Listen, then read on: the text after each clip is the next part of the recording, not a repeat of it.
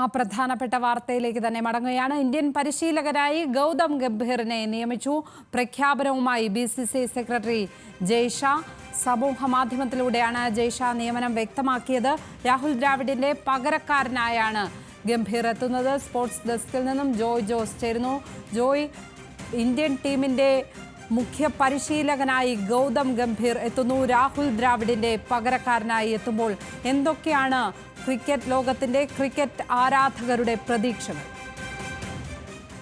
ലക്ഷ്മി, ഏറെ കാത്തിരുന്ന ഒരു പ്രഖ്യാപനമാണ് ഇന്നിവിടെ ഉണ്ടായിരിക്കുന്നത്. അതായത് 2020 ലോകകപ്പോടുകൂടി ഇന്ത്യൻ പരിശീലക കുപ്പായം അഴിച്ചു വെച്ച് രാഹുൽ ദ്രാവിഡിന്റെ പിൻഗാമിയായിട്ടാണ് ഇപ്പോൾ ഗൗതം ഗംഭീർ എത്തുന്നത്.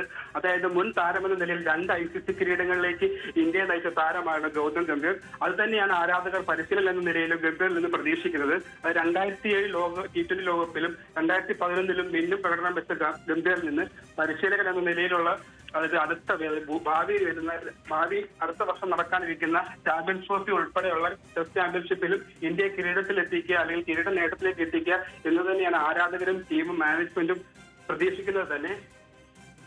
അതുപോലെ തന്നെ അതായത് ലക്നൗ IPL ക്ലബ്ബുകളായ ലക്നൗ സൂപ്പർ ജയൻസിന്റെയും കൊൽക്കത്ത നൈറ്റ് റൈഡേഴ്സിന്റെയും പരിശീലകനും മെന്ററുമായി സേവനം അനുഷ്ഠിച്ചിരുന്ന ഗംഭീർ കഴിഞ്ഞ സീസണിൽ കൊൽക്കത്തയെ ചാമ്പ്യന്മാരാക്കിയിരുന്നു. ഇപ്പോൾ നിലവിൽ BCCI സെക്രട്ടറിയുടെ പ്രഖ്യാപന പ്രകാരം ഉടൻ തന്നെ പരിശീലക സ്ഥാനത്തേക്ക് ഗംഭീർ എത്തിയാൽ ഉടനെ തന്നെ കൊൽക്കത്തയുടെ പക്ഷം ഒഴിഞ്ഞു തന്നെയായിരിക്കും ഗംഭീർ ഇന്ത്യൻ ടീമിൽ എത്തുക. ഗൗതം ഗംഭീർ ഇന്ത്യൻ ക്രിക്കറ്റ് ടീമിന്റെ മുഖ്യ പരിശീലകനാകുന്നു. രാഹുൽ ദ്രാവിഡിന്റെ പകരക്കാരനായാണ് എത്തുന്നത്. എല്ലാവരും പ്രതീക്ഷിച്ചിരുന്ന ആ തീരുമാനം ഇപ്പോൾ പ്രഖ്യാപിച്ചിരിക്കുകയാണ് BCCI സെക്രട്ടറി ജയ്ഷാ. സമൂഹ മാധ്യമത്തിലൂടെയാണ് ജയ്ഷാ ഈ ഒരു നിയമന കാര്യം വ്യക്തമാക്കിയിരിക്കുന്നത്. ഏതായാലും ഇന്ത്യൻ ക്രിക്കറ്റിന് ഇനി ഗംഭീര കാലമാകും എന്ന് പ്രത്യാശിക്കാം. വിശദാംശങ്ങൾ നൽകുകയായിരുന്നു ജോയ് ജോസ് സ്പോർട്സ് ഡെസ്കിൽ നിന്ന്.